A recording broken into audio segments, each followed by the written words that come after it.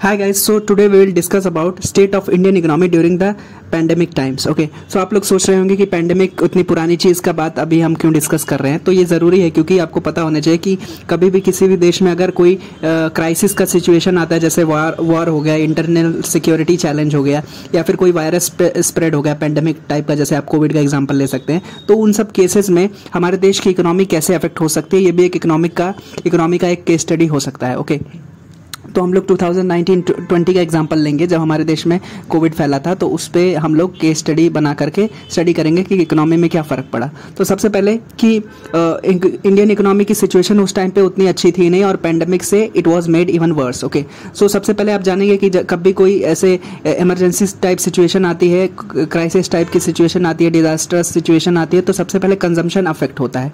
Consumption मतलब क्या कि लोगों के पास पैसे नहीं बचते, सेविंग्स उतनी नहीं रहती, क्योंकि डिजास्टर आएगा तो उतने पैसे कमाएंगे नहीं, या फिर जहाँ पे प्रोडक्शन हो रहा है वहाँ पे भी प्रोडक्शन रुक जाएगा, तो जो लोग वहाँ पे काम कर रहे हैं उनके भी जॉब का लॉस होगा। तो इस वजह से कंजम्पशन हिट होता है। सबसे पहली बात तो ये क्राइसिस के सिचुएशन में उसकी वजह से इकोनॉमी अफेक्ट होती है। तो हमारे देश में क्या हुआ था कि बहुत सारे सेक्टर्स अफेक्ट हुए थे। तो सबसे ज़्यादा कंस्ट्रक्शन सेक्टर अफेक्ट हुआ था, उसके बाद में सर्विस सेक्टर अफेक्ट हुआ था। ओके, तो the construction sector saw the decline of 50% and service sector saw the decline of 47% total में।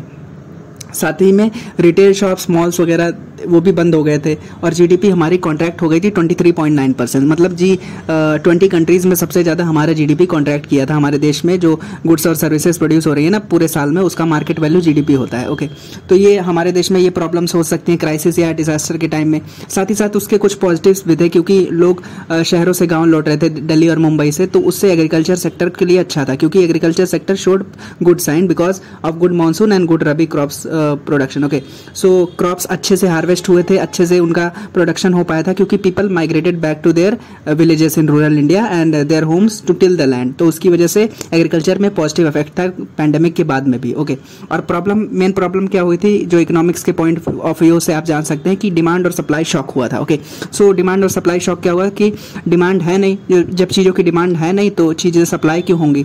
ओके, तो डिमांड एंड सप्लाई शॉक मतलब डिमांड भी लोग नहीं कर रहे हैं और प्रोडक्शन भी नहीं हो रहा है इस वजह से। Okay, so people didn't have much savings, so productions were also cut. तो जो लोग वहाँ पे काम करते थे उनके एम्प्लॉयमेंट पे भी खतरा आ गया। ओके, सो जैसा कि हमने बात किया कि डिमांड और सप्लाई शॉक का सिचुएशन होता है, इकोनॉमी अच्छे से परफॉर्म नहीं कर पाती है, लोगों के पास सेविंग्स कम रहती है। लोगों के पास अगर पैसे रहते भी है ना, तो आप फ्यूचर के लिए बचाने की कोशिश करते हैं, क्योंकि उन्हें पता रहता है कि future is uncertain. They don't know that till what time that disaster will be there and till what time this demand and supply shock will be there. और उनके जॉब का भी जो लॉस हो चुका है, कब उनकी वापस लगेगी जॉब, या फिर अगर उनके पास सेविंग्स हैं तो उसको भी वो बचा के रखते हैं, क्योंकि उन्हें इमरजेंसी के टाइम में भी काम आ सकता है, हेल्थ वाइज या फिर और सब चीज़ों में।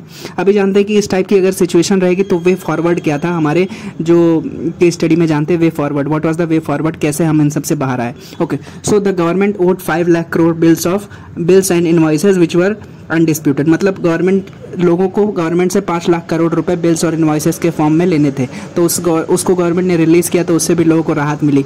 साथ ही साथ income tax refund should also have been made immediately by the government. तो इनकम टैक्स रिफंड जो होने थे वो भी अगर गवर्नमेंट ने कर दिए तो उससे भी अच्छा सिचुएशन हो गया था। ओके, साथ ही साथ urban development, like to make urban areas more liveable for the future and better work place that will provide jobs and increase the demand. Okay, so आप इकोनॉमी को बूस्ट करने के लिए एक और चीज़ कर सकते थे कि अर्बन डेवलपमेंट बहुत ज़्यादा तौर पर करने लगे, और अर्बन एरियाज जैसे आपको जानते हैं कि वहाँ पे प्रॉब्लम रहती है, पार्किंग की प्रॉब्लम रहती है, अर्बन प्लानिंग अच्छे से नहीं रहती है, अर्बन फ्लडिंग का प्रॉब्लम रहता है, अर्बन एरियाज में ग्रीनरी नहीं रहती। तो इन सब एरिया में अगर आप अर्बन डेवलपमेंट करने की कोशिश करेंगे तो उससे बहुत लोगों को जॉब्स मिलेंगी, और जॉब्स लोगों को मिलेंगी तो चीज़ें डिमांड करेंगे। ओके, इसी वजह से इकोनॉमी ग्रो करेगी, बूस्ट होगी। ओके, साथ ही साथ स्ट्रेंथनिंग हेल्थ इंफ्रास्ट्रक्चर, मतलब रूरल एरियाज में और बाकी सब जगह में अगर आप हेल्थ इंफ्रास्ट्रक्चर को अगर बढ़ाएंगे तो उससे क्या होगा कि बहुत सारे जॉब्स क्रिएट होंगी, डॉक्टर्स की, नर्सेस की, वार्ड बॉयज़ की, इन सब लोगों की जॉब्स क्रिएट होगी, और उससे भी डिमांड बढ़ेगा इकोनॉमी के अंदर। साथ ही साथ अपने आप देश के लोगों को अगर एजुकेट करेंगे, ज़्यादा से ज़्यादा स्किल करेंगे, तो अपने देश में वो ग्रोथ स्टोरी में ऐड ऑन कर सकते हैं। साथ ही साथ स्ट्रक्चरल अनएम्प्लॉयमेंट है उससे भी डील कर सकते हैं। स्ट्रक्चरल अनएम्प्लॉयमेंट क्या है कि मतलब जो आपको स्किल्स आती है और जिस स्किल्स की ज़रूरत है कंपनी के अंदर या फिर देश के अंदर, वो आपके पास मिसमैच होता है अगर, तो स्ट्रक्चरल अनएम्प्लॉयमेंट होता है। लेकिन अगर आपको एजुकेटेड रहेंगे, ट्रेंड रहेंगे, स्किल्ड रहेंगे, तो आप अच्छे से रिक्वायरमेंट को मीट कर पाएंगे। Okay, so these were the things about case study of disaster time. Thank you so much.